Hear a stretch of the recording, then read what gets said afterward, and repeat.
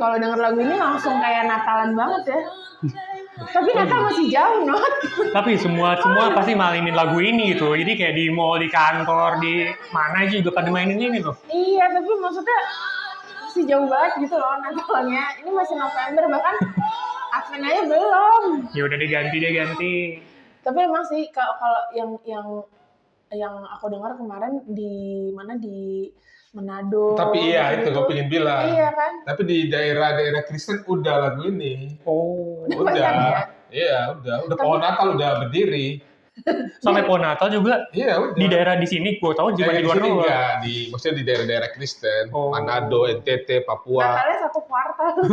Iya, benar. Natalnya 1 kuartal. Sampai akhir Januari.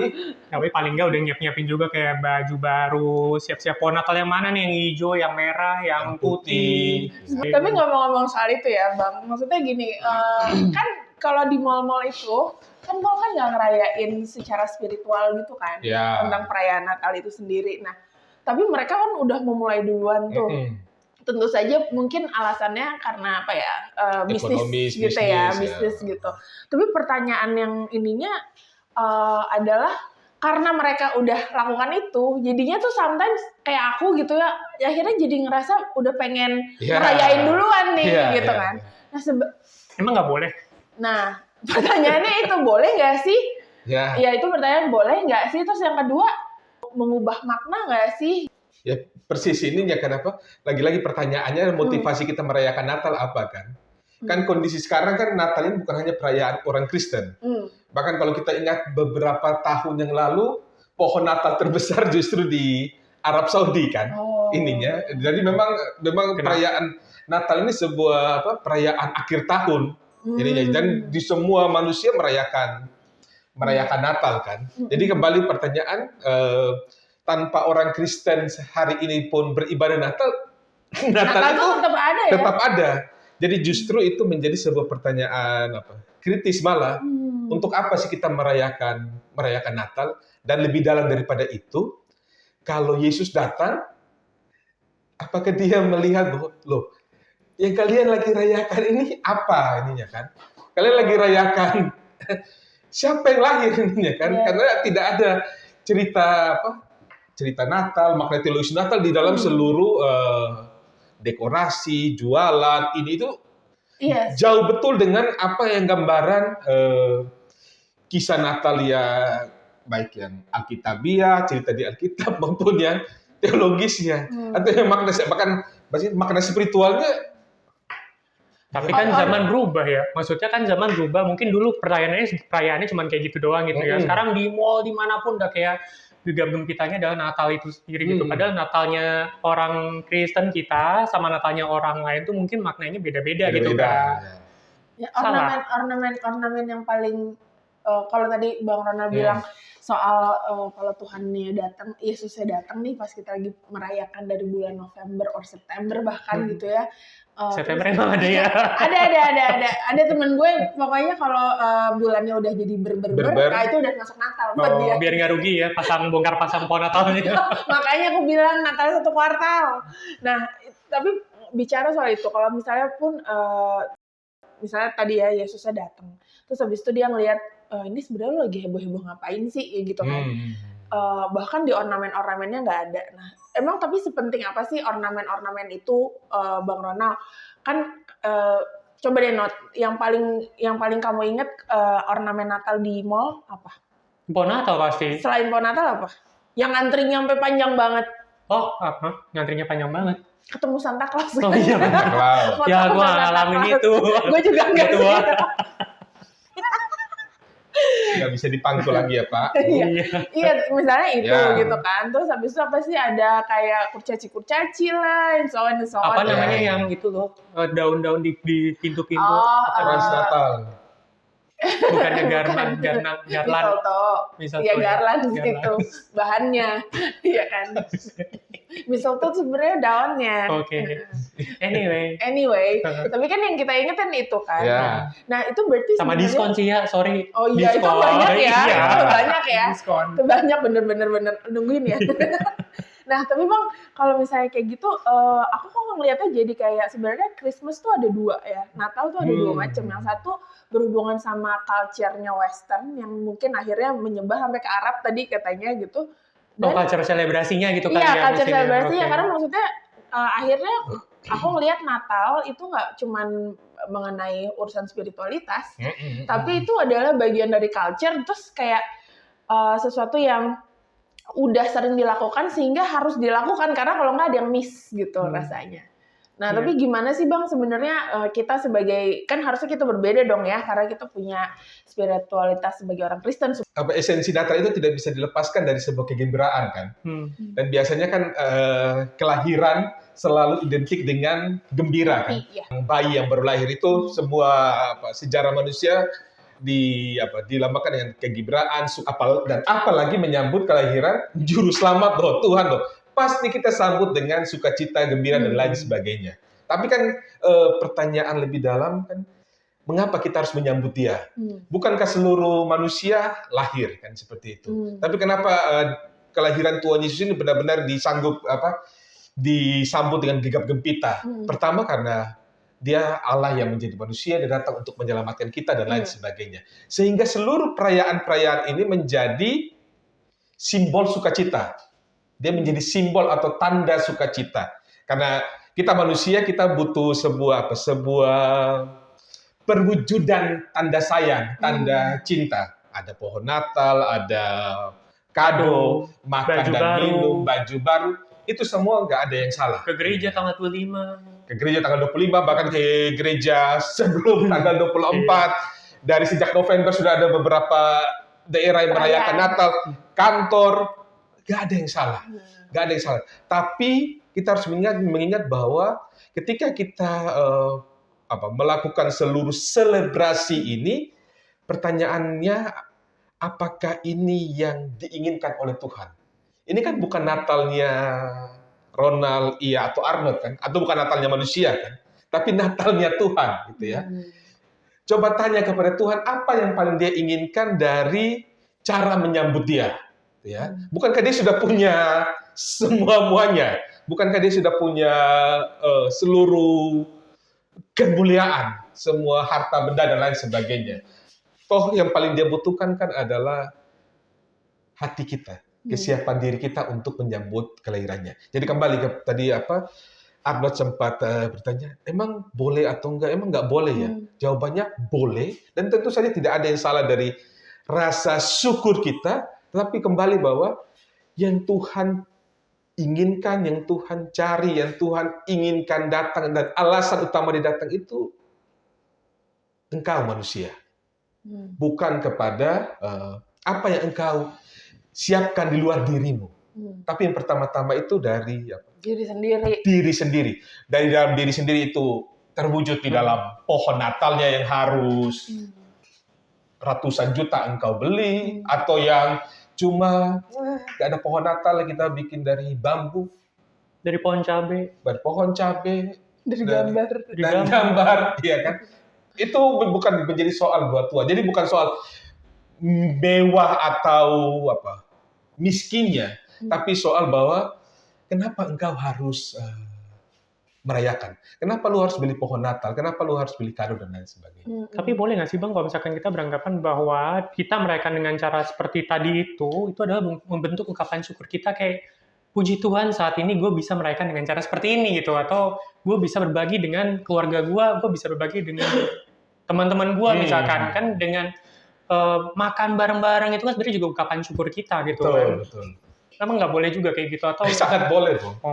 Kalau yang aku tangkap dari Bang Ronald barusan sih sebenarnya kalau misalnya itu benar-benar truly disadari pada saat Arnold lakukan itu sih sebenarnya jadi nggak apa-apa gitu kan. Tapi kan most of the time karena ini adalah hal yang lumrah dan biasa kita lakukan tiap tahun, akhirnya maknanya jadi hilang karena tiap tahun kita kerjakan itu misalnya kayak gitu. Itu kali ya maksudnya. Nah, terus tadi kan Arnold bilang tuh masalah kalau kita merayakannya di tanggal 25 gitu. Nah, tapi dari pengalamanku sih mungkin nggak tahu apakah yang lain juga merasakan gitu ya. Tapi yang aku rasakan orang lebih heboh di tanggal 24 ketimbang di tanggal 25. Gitu. Rasanya kalau malam Natal tuh kan 2 jam sebelumnya udah ibadah harus hadir. Malam Natal ya. Iya, ibadah malam Natal tuh 2 jam sebelumnya udah harus hadir, semuanya udah heboh lah gitu, berdandan dan yang lainnya. Habis itu akan dilanjutkan dengan Kan habis dari kantor, Kak. Kan tergantung kan tanggal 24 itu jatuh di hari apa, Bang, gitu. Jadi maksudnya enggak dari kantor. Tapi ya maksudnya kadang-kadang aku lihat yang sampai wah, bener-bener kayak pestanya tuh tanggal 24 gitu, Bang. Sedangkan tanggal 25 ya rame, tapi pasti jumlahnya nggak sebanyak. Ini pengalaman yang aku observe ya gitu. Jumlahnya nggak sebanyak yang tanggal apalagi 24. minggu kedua Januari ya. Nggak selesai semuanya, udah pada pergi. Tanggal 1 Januari juga banyak. Belum melek, Bang. Iya, tapi maksudnya di tanggal 24 tuh lebih rame. Nah, gimana tuh, Bang? Maksudnya sebenarnya harusnya kita memaknainya itu di malam Natal, atau memaknainya di tanggal 25, atau bahkan prosesnya tuh jauh sebelum itu. Nah, itu gimana tuh, Bang? Iya, memang kembali lagi Natal ini dia tidak bisa lepas dari tradisi kan, dari sebuah ungkapan sukacita perayaan manusia. Dan kita menghayati di dalam seluruh kebersamaan seluruh gereja Natal itu pada tanggal 25 Desember, gitu ya. Namun secara tradisi, liturgi, sejarah gereja, orang menghayati bahwa Natal itu dimulai sejak Maghrib atau pada tanggal 24 Maghrib, malam Natal. Karena apa? Selain dia punya tradisi, di Injil Lukas pasal 2 diceritakan bahwa Yesus lahir pada malam hari. Gitu ya. Dan kemudian malam Natal itu menjadi satu penghayatan bahwa inilah waktu di mana Tuhan lahir. Apalagi disimbolisasi dengan sebuah liturgi yang sangat menyentuh, sentimental, penuh makna, yaitu nyalain lilin dan menyanyi lagu Malam Kudus. Benar-benar menyentuh dan semacam simbolisasi bahwa gelapnya dunia ini kita memiliki terang di dalam penyalaan lilin itu, lilin Kristus itu. Dan itu membuat semakin terasa lah bahwa Natal atau malam Natal pada tanggal 24 itu sungguh-sungguh bermakna. Walaupun tidak ada perbedaan yang prinsipil, esensial tanggal 24 atau tanggal 25 atau bahkan sesudah tanggal 25. Jadi kalau misalkan ke gereja tanggal 24 nggak perlu tanggal 25 gitu ya. Kita bisa pilih salah satu. Bisa pilih salah satu, bisa juga pilih dua. Kenapa kalau bisa dapat dua kenapa satu? Biar parkirnya nggak susah, nyari tempat duduk nggak deg-degan. Aduh, kalau itu bisa diatur. Tapi kalau aku berarti menangkapnya gini, tanggal 24 adalah penghayatan kelahirannya, jadi tanggal 25 adalah kita merayakan kelahirannya. Bisa seperti itu dengan satu catatan bahwa ibadah itu juga adalah sebuah perayaan. Ibadah itu sebuah perayaan. Jadi sebenarnya apa yang dilakukan di tanggal 24 itu harusnya sama juga yang dilakukan tanggal 25. Sebaliknya pun demikian. Tetapi seringkali di dalam cara bergereja kita atau cara beribadah kita, tanda kutip, ibadah itu lebih terasa di 24, sehingga di tanggal 25 itu banyak gereja yang kemudian memakai kesempatan itu sebagai sebuah selebrasi, perayaan, lebih kepada sukacita yang tidak terlalu baku di dalam tata liturgi. Tapi prinsipnya sama. Tapi kan kita juga ada ibadah juga, Kak, di tanggal 25. Betul. Jangan nggak datang loh, cuma gara-gara parkir. Gimana sih? Betul, makanya tadi tanggal 24. Kan orang-orang biasanya kan gitu. Kamu ngejudge ya? Tapi ini ada yang sesuatu yang unik nih gitu kan. Misalnya Januari nih. Jujur aja, aku setiap Januari itu tuh aku udah gini, aduh kapan nih Natal gitu. Masih jauh gitu kan. Di bulan Januari itu aku udah nungguin Natal lagi karena Natal selalu menjadi masa-masa yang menyenangkan gitu. Nah, terus kita udah jalan nih. Wah, udah mulai berber gitu ya bulannya gitu kan. Terus udah mau Natal nih gitu. Terus tiba-tiba lewat aja gitu. Karena Natalnya cuma 24-25. Nah, gimana ya Bang? Maksudnya tiba-tiba kayak kita menantikan nih. Terus ya Natalnya cuma sehari doang nih. ya Natalnya cuma 2 hari doang nih. Terus abis itu jujur kemarin Natalnya apa ya, gue dapet apa ya gitu. Kadang-kadang aku kehilangan itu loh, momen-momen itu. Apalagi kalau misalnya nanti kayak sekarang nih ya, kayak hari ini gitu kan, kita udah heboh, bikin podcast, bikin persiapan-persiapan dan yang lainnya gitu. Sebenarnya kita tiap tahun ini balik ke pertanyaan di awal yang kita sempat ngobrol tadi, kenapa sih kita harus ngerayain Natal? Apa sih yang perlu kita maknai dengan perayaan Natal itu, Bang? Dan baiknya sebenarnya gimana sih kita memaknai Natal itu supaya nggak jadi kayak waktu yang lewat aja gitu? Ya, ada mengatakan apa yang ia rasakan itu sebagai post sindrom Natal. Dan sebelum tadi pre-sindrom Natal, yang Januari itu. Tapi setelah Natal selesai, ada rasa kekosongan. Iya. Loh, Natal udah selesai. Itu Natalnya atau holiday-nya sih nggak? Kan ada juga post holiday syndrome. Gara-gara itu udah selesai holiday-nya. Natalnya. Karena abis itu kita kayak nggak dengerin lagu Mariah Carey lagi kan. Kayak udah basi gitu. Betul. Ya. Tapi gue masih pengen, tapi udah basi gitu. Gimana tuh Bang? Itu post sindrom Natal itu hal yang bahaya dari perayaan Natal. Ketika kembali lagi kita tidak sungguh-sungguh untuk mempersiapkan segala sesuatu, diri, batin, jiwa, pikiran, apapun kita sebut, jiwa kita untuk sungguh-sungguh menerima Kristus. Ya, dan Arnold dan teman-teman semua kita harus ingat bahwa Natal itu adalah peristiwa Kristus. Itu yang benar-benar harus menjadi kekuatan kita. Hanya bersama dan di dalam dan untuk Kristus, seluruh rangkaian masa raya Natal ini kita berpusat. Apa yang ia rasakan, itu juga yang gua rasakan, ataupun mungkin banyak orang rasakan. Setelah Natal mengalami kekosongan, kehampaan, lalu kita melihat, aduh, kapan lagi Natal itu ya? Akhirnya kita merasakan kekosongan karena kita begitu sibuk bukan menerima Kristusnya, tetapi mempersiapkan segala sesuatu yang menurut kita ini yang Kristus inginkan. Padahal yang Kristus inginkan adalah damainya hatimu, pulihnya pikiranmu, berdamainya engkau dengan sesamamu. Itu yang Tuhan inginkan. Sehingga dengan demikian spirit Natal itu tidak pernah berakhir.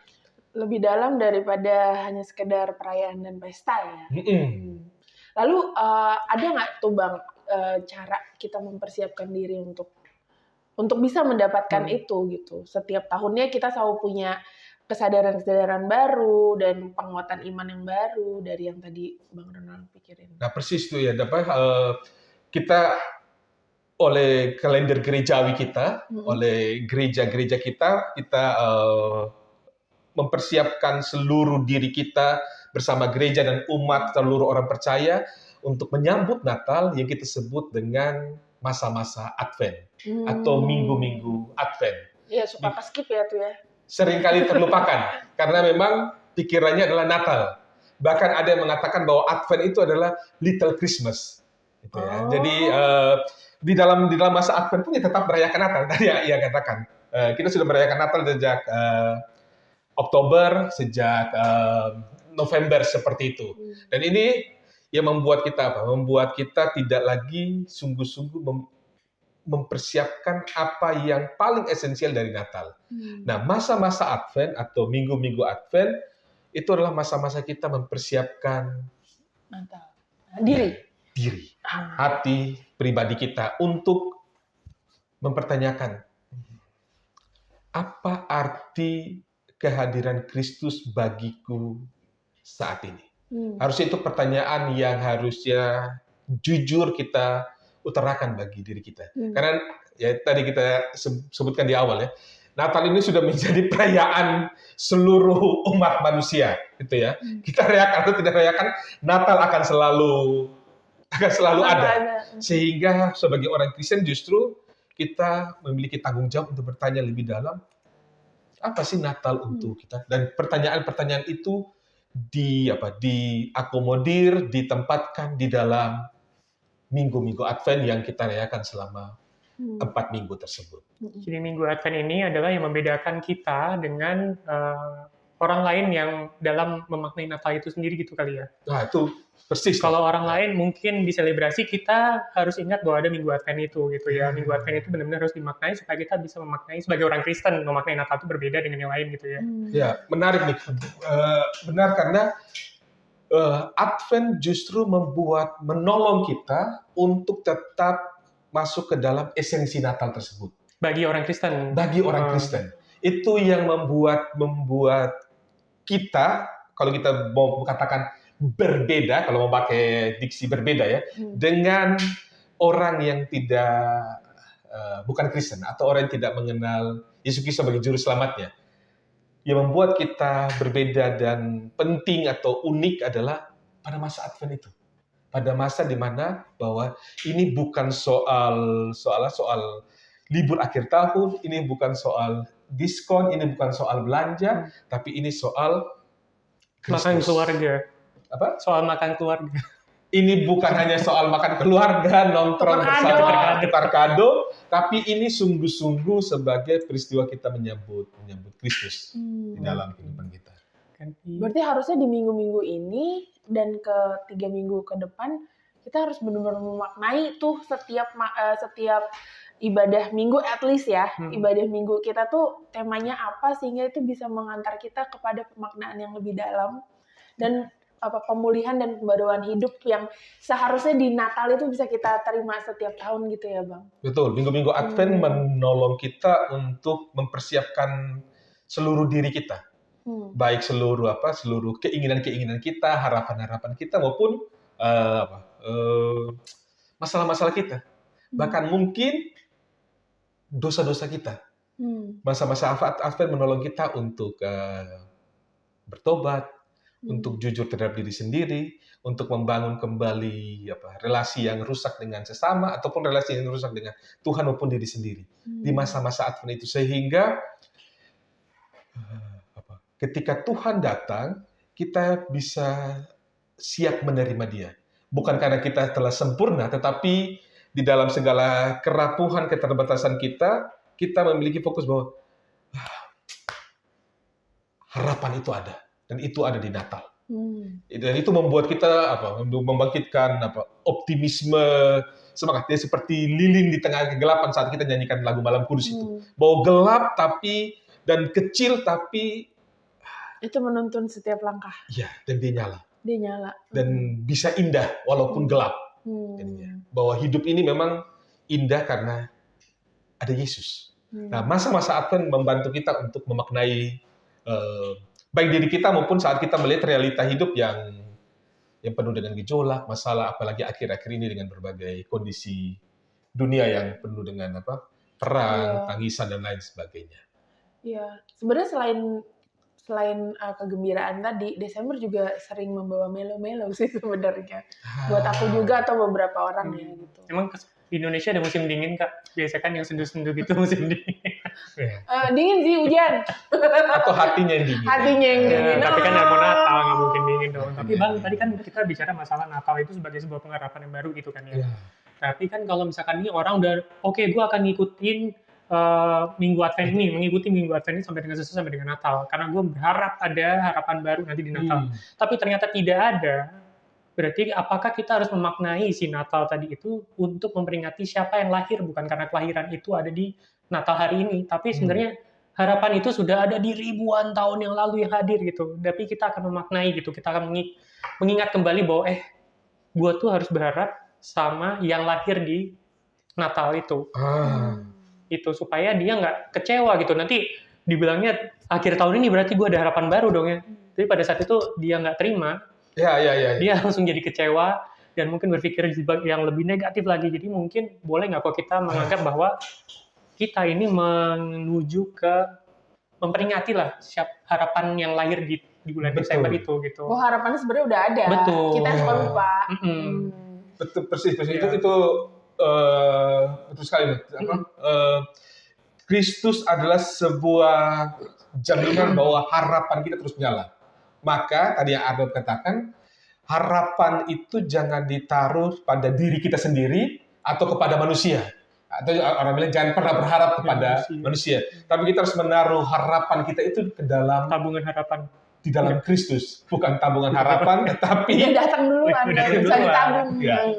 Tapi di dalam Kristus, hanya di dalam Kristuslah harapan kita itu mampu terus dihidupkan karena Kristusnya, bukan karena kita maupun karena kehebatan dunia, tapi hanya dalam Kristus. Sehingga tadi yang ia katakan, ketika kita lepaskan Kristus dari pembicaraan Natal, apapun kesibukan kita di dalam Natal, ketika kita lepaskan Kristus, maka hampa ya. Kosong pada akhirnya. Dia benar-benar memang pesta, seperti perayaan yang kita lakukan kan. Selesai pesta kan pulang letih. Setelah itu ya sudah, kita tinggal menunggu. Aduh, kapan lagi ada pesta Natal lagi. Ya. Tapi dengan dinamikanya orang gitu ya Bang ya, kan kayak udah capek nih setiap hari pulang kerja, terus gak ada istirahatnya gitu. Terus habis itu dia harus memperingati Advent lagi, di mana dia harus mungkin bersedih-sedih, mungkin dia Advent dengan notabene kita mengingat Tuhan Yesus gitu. Kira-kira gimana sih? Bener gak sih gue bayangannya? Maksudnya gue takutnya orang merasa bahwa harus sedih. Nggak tahu, karena kan pasti selalu enggak harus. Enggak kan? Advent itu sebenarnya lebih ke perenungan gitu ya. Nah, kan udah capek ya dengan kehidupan gitu ya. Terus harus capek bukan yang merenung gitu ya. Justru merenungnya tuh kosong, tapi nggak merenung masalah biblikal gitu. Betul. Dan ini menarik sekali, Not, karena Advent menjadi sebuah gue lupa deh katanya, sebuah kritik terhadap gaya hidup modern kita. Semuanya harus cepat dan efektif.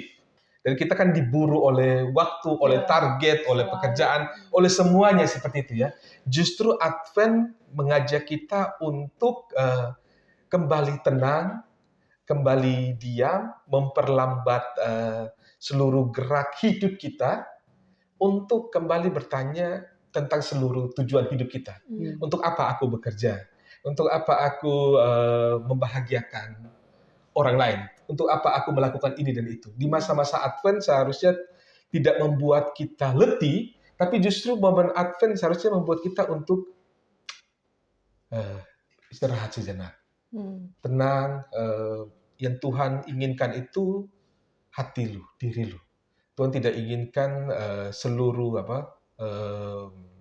kesibukan lo untuk lakukan ini dan itu.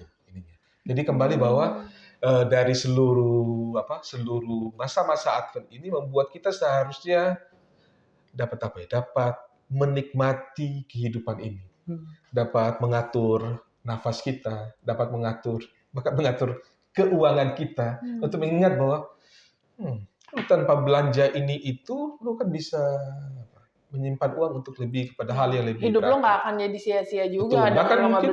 Bahkan mungkin kebahagiaan lo dapat terlihat dari kebahagiaan sesamamu, asisten rumah tanggamu, tukang ojekmu, atau orang lain yang keluargamu. Siapapun orang-orang yang engkau kasihi, yang justru engkau bisa berbagi dengan apa yang sudah engkau miliki. Intinya Advent mencoba untuk membuat tidak lagi memusatkan, atau hidup ini tidak lagi berorientasi terhadap diri kita, tapi sungguh-sungguh kepada Kristus yang mengasihi kita. Karena terkadang kita tidak lagi mengasihi diri kita, karena kita hidup di dunia yang menuntut selalu sempurna dari hidup kita. Ya, menarik. Nanti kayaknya aku mau ngulik lebih jauh deh Bang soal Advent. Tapi masalah ini ya udah jam 12 nih kan, jadi aku kayak mau makan dulu aja. Kita harus makan. Ini ada somai sih, mau pesan aja ya. Yaudah deh, kita pesan makanan dulu deh ya. Oke.